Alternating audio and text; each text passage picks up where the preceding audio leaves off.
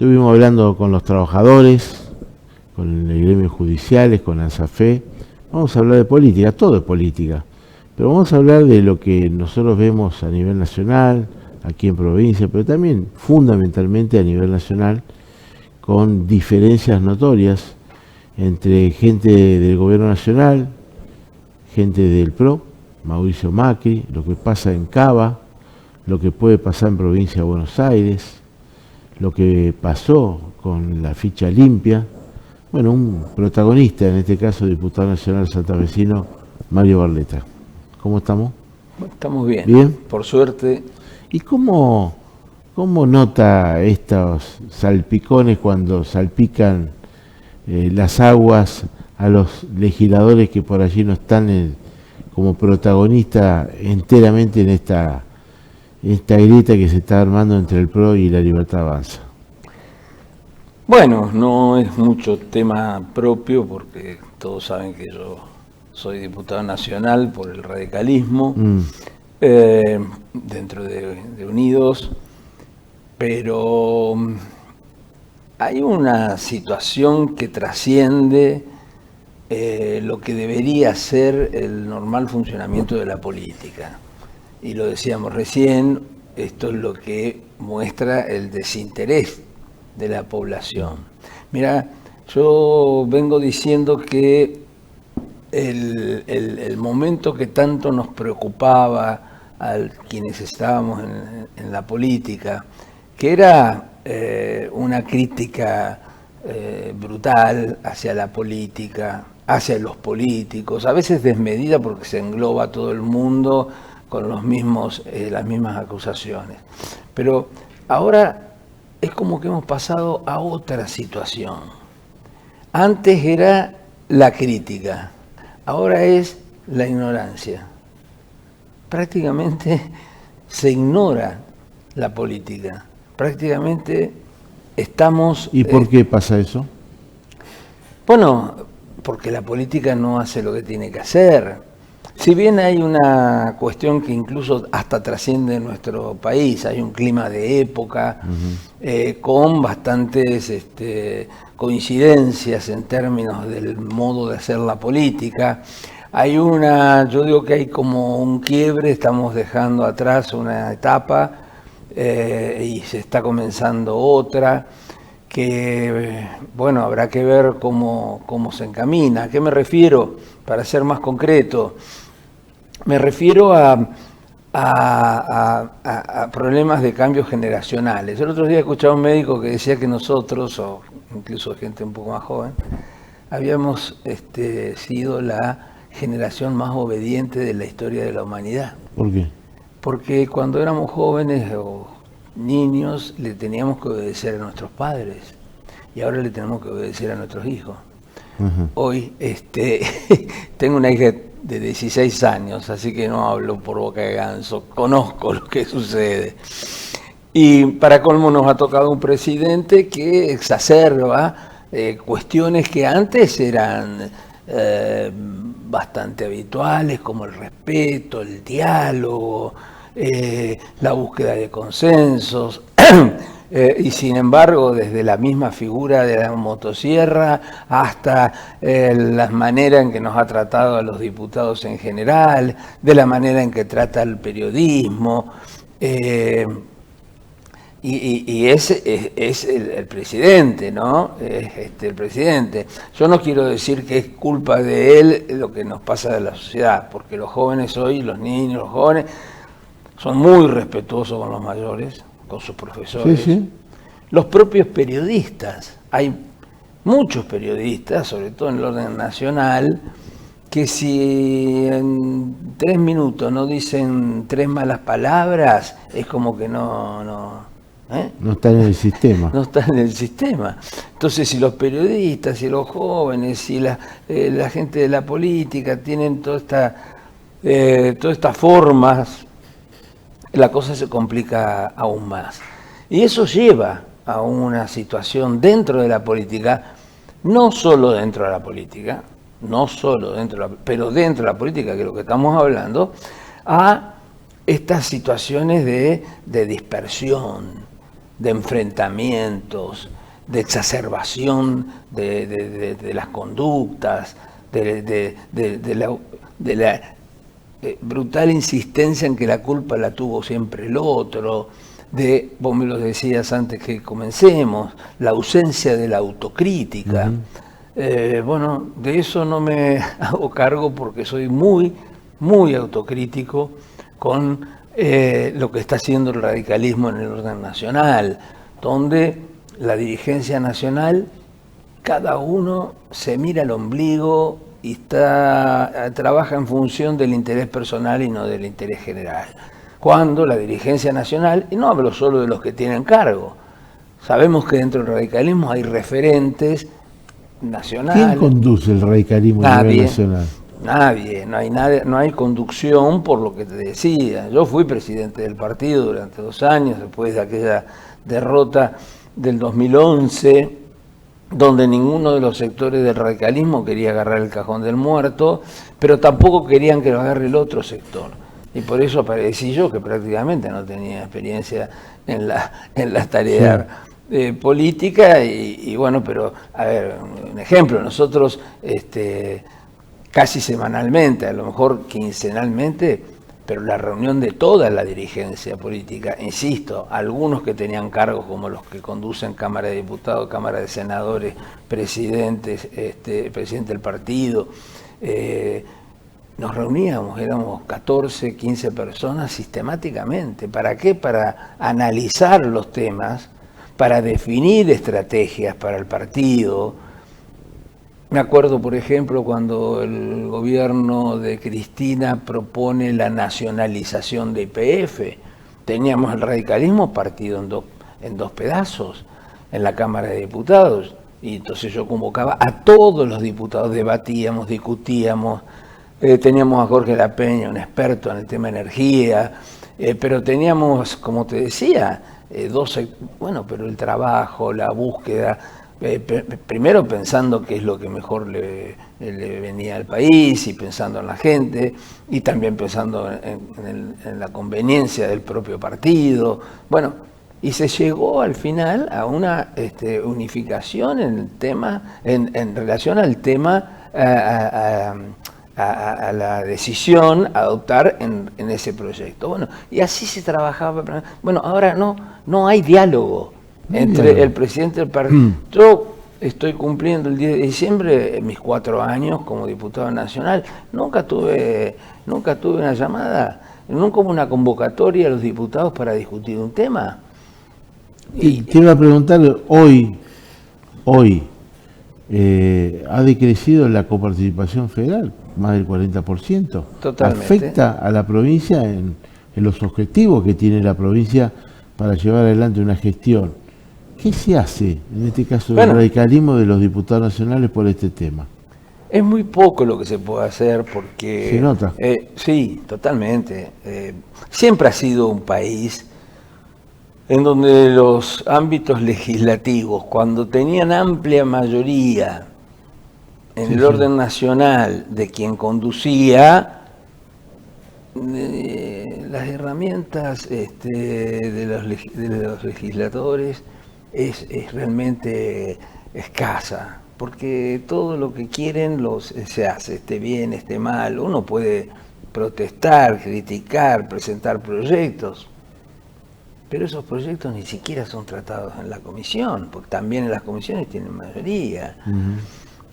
Nosotros siempre estamos con los mismos problemas de la economía, pero no son los únicos problemas que tenemos. Yo siempre he dicho, tenemos una tragedia educativa que no piensa ni siquiera en la condición que los niños tienen cuando empiezan sus estudios, como es la seguridad alimentaria. Yo presenté 5 veces el proyecto de seguridad alimentaria basado en la experiencia de la universidad.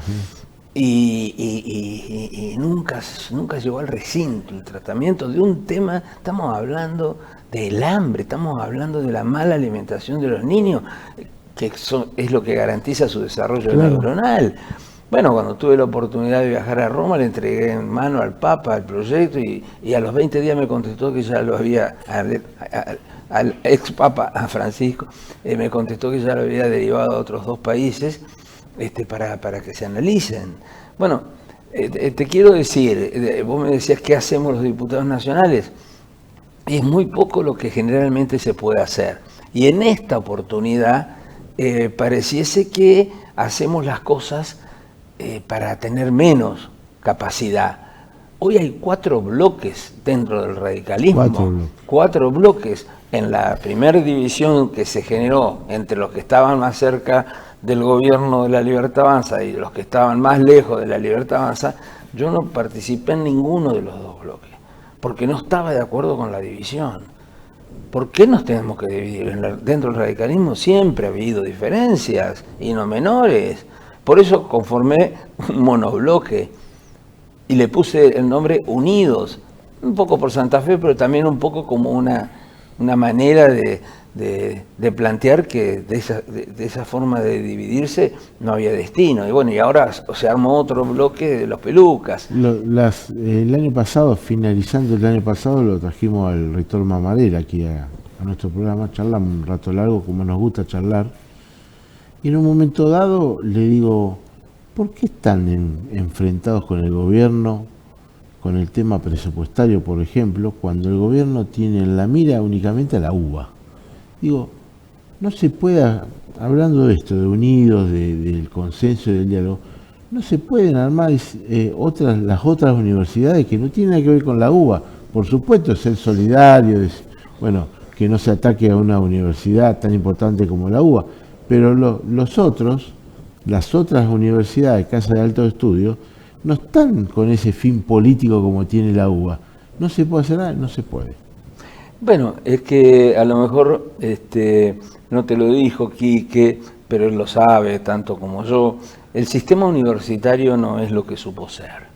El sistema universitario se fue degradando cada vez más a partir de el interés político de algunas intendentes de crear una universidad en su pueblo.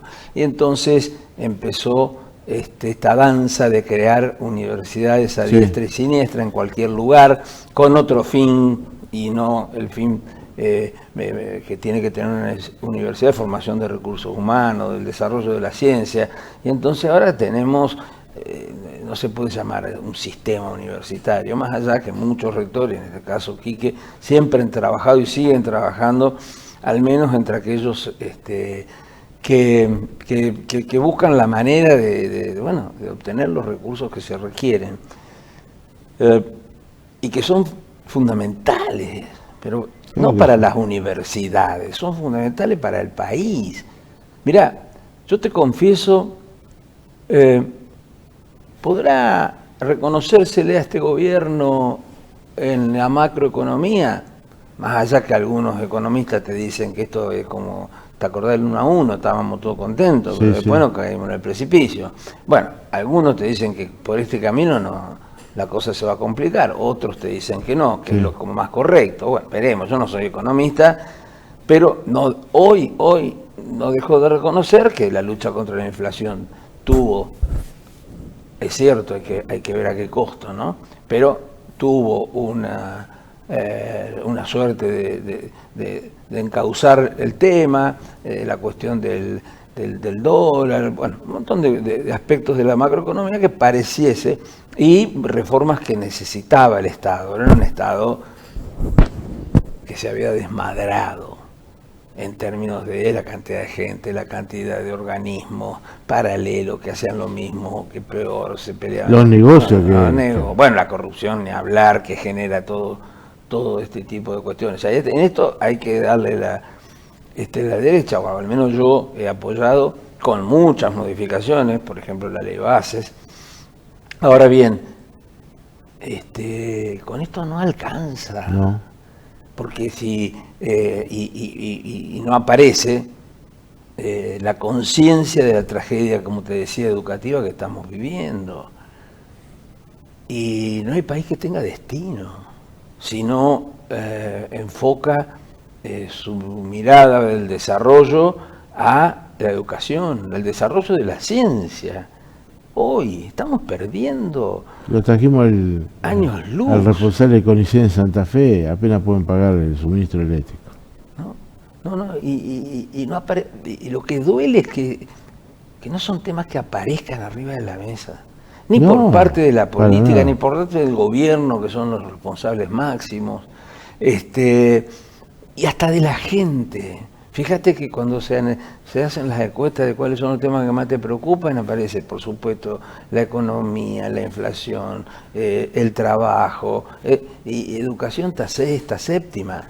¿Siente Barletta que el político o la política está tirando mucho de la cuerda con la gente, No sé si está tirando de la cuerda a la gente o precisamente, como te decía antes, se está olvidando de pensar en términos políticos en función de lo que la sociedad necesita y piensan más en sus propios intereses personales. Entonces nunca vas a solucionar los problemas si no enfocás de esa manera el futuro del país.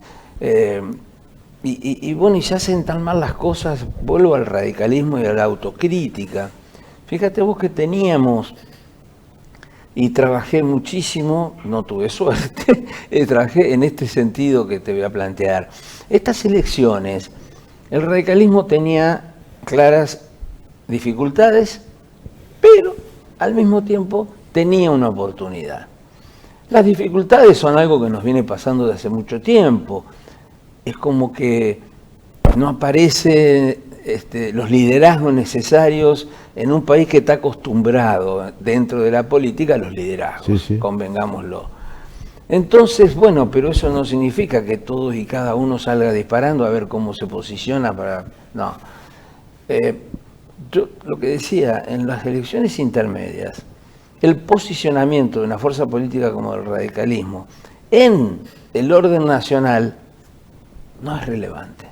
Y nosotros, o dentro del radicalismo, la pelea más grande era esa.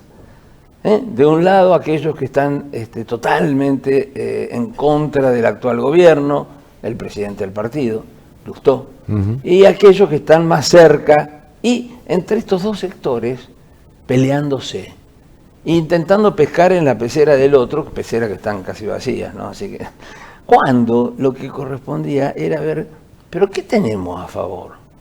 5 provincias. Nunca, pero no es habitual tener 5 provincias gobernadas por el radicalismo y que han ratificado ahora en las elecciones. Entonces, si no tenemos en estas elecciones, ¿de qué sirve pelearnos por las cuestiones? Si además, diga lo que diga la dirigencia nacional, cada provincia va a hacer lo que cada provincia defina. Esto, pero además, no es que yo pronostico que va a pasar. Esto sin duda va a pasar porque pasó siempre. Pero además, vos fijate, Esdero en Chaco hizo un acuerdo con la Libertad Avanza. ¿Y qué va a decir que Esdero no sé qué y las barbaridades que dicen de los que están cerca de la Libertad Avanza? Bueno, hizo una gran elección. Y acá en Unidos estamos con 10 partidos. Y logramos con un trabajo enorme, que debería ser un ejemplo en la política, de juntar al socialismo con el PRO, con el radicalismo, con la democracia. Bueno, entonces es posible, si hay diálogo, si hay proyectos, si hay ideas, generar esa cuestión. Entonces, ¿qué es lo que tenemos que haber hecho? Trabajar a favor de las provincias gobernadas por radicales. Todos trabajar a favor de esas provincias, ayudarlas, ir, acompañar. Y apuntar a otras 2 o 3 provincias que estuvimos cerca en las últimas elecciones. Y entonces llegar a 7, 8, 9 provincias después del 27. Y ahí la cosa toma otro color. Ya ahora si se juntan 5 y también entre ellos tienen algunos desencuentros, pero si son 8 o 9, se juntan 8 o 9 gobernadores y con algunos gobernadores como el amigo gobernador de Entre Ríos, que es un hombre que también tiene una mirada muy parecida a lo que estamos hablando, de la búsqueda del diálogo.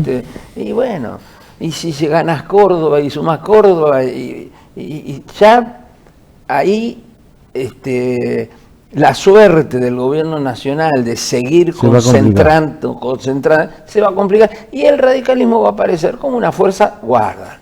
No tenemos un líder carismático, pero tenemos territorio. La última, le aporto política y un poquito de color. Se viene Elisa Carrió nuevamente. La prima. La prima. El terremoto. Ya empezó a hablar. Antes uno iba a cubrir algunas cosas al Congreso y veía Avenida de Mayo, algunas cosas, las señoras que trabajaban allí en los bares. Hoy Elisa Carrió dice, no, los gatos son millonarios y están en las bancas además. Esto se observa también. Y esto forma parte de la política argentina. Mirá, bueno, Lilita tiene sus Estamos de acuerdo, salidas, pero podemos estar de acuerdo. A mí lo que me asusta a veces más que esto es no saben hablar algunos diputados. sí. No saben hablar algunos diputados. ¿Sí? No entienden lo que están haciendo. No sé por qué llegaron, por parentesco, por amistad, por lo que fuere, porque son conocidos, qué sé yo. Sí, hoy la Cámara de Diputados a mí me da una suerte de vergüenza ajena, te lo digo, porque además... Lo vemos en los recintos. Ojo, los inteligentes, los formados y los que tienen historia tampoco han sabido comportarse y dar ejemplo en lo que es fundamental. Si en la política no hay diálogo, si en la política no se entiende que el otro con las diferencias puede ayudar. Yo no sé si por la suerte de haber estado tanto tiempo en la universidad, pero ¿cómo avanza la ciencia? Precisamente cuando hay ideas contrapuestas y va tratando de llegar a encontrar esa solución para resolver, por ejemplo, una enfermedad a través del desarrollo de una vacuna, pero también lo está haciendo y al final se logra, pero las diferencias ayudan a crecer y en la política hoy lamentablemente se hace todo lo contrario. Gracias, diputado Barleta. Al contrario, como siempre a vos. Hablar, dialogar, escucharse. Estamos ya despidiéndonos, nos estamos despidiendo después de 2 horas de programa en esta señal, Radio Compacto 103.3, por C5SF, que es el streaming de mucho impacto que en la provincia, el portal cefi.com.ar, y radios del interior que nos toman todos los días, gracias a Dios, y a usted que está detrás de esta pantalla y escucha atentamente nuestra entrevista que después la toman. Yo todavía no lo puedo digerir, no puedo empezar a comprender cuando se está por acostar, cuando está comiendo, un pedazo de la entrevista con el diputado Barleta. Sí, lo escuché a Barleta a la siesta. ¿Cómo puede ser si el programa termina a la siesta? No, lo escuché a la noche, pero ¿cómo puede ser si...? Bueno, está en el aire. El diputado Barleta es un hombre de la política mundial a partir de este tipo de programas. Nosotros nos reencontramos mañana, tenemos un programa especial con notas realmente social. Siempre tratamos de ir de un lado a otro, ¿no? Pero una mamá que perdió su nenito, su bebé, en un sanatorio de Santa Fe. Va a venir a hablar de lo que está pasando, de lo que pasó y lo que está pasando. Atención a esto. Ya venimos. Mañana, si Dios quiere, como siempre, dentro de 24 horas con ustedes. Chau, gracias.